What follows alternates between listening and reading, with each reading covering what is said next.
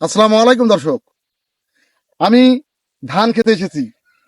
এই ধান ক্ষেতটা ইরি ক্ষেত থেকে ধান খেতে পরিণত হয়েছে। তবে আমি আপনাদেরকে বারংবার ধান ক্ষেত, রঙিন ধান, সাধারণ ধান, ইরি ক্ষেত দেখিয়েছি। তো আবারও আমি আপনাদের কাছে এই ধান খেতে উপস্থিত হয়েছি। এটা আমার নিজস্ব লাগানো ধান ক্ষেত। এটা আমি তদারকি করি। তো ভাবলাম যে আমি আমার ধান খেতে একটু দেখি, পরিদর্শন করি।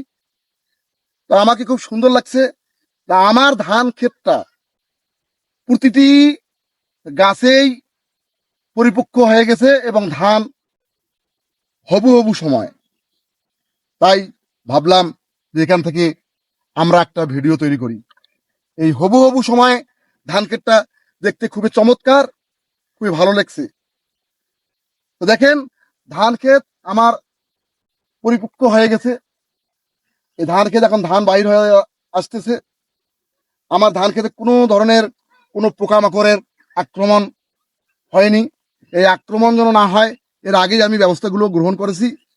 বা আলহামদুলিল্লাহ, সুন্দরভাবে ধান ক্ষেতটা বাইর হয়ে আসলেই যদি আমি তুলতে পারি তাহলে আমাকে আরো ভালো লাগবে। তবে আমি এই ধান ক্ষেত সম্পর্কে আবারও ভিডিও নিয়ে আসব।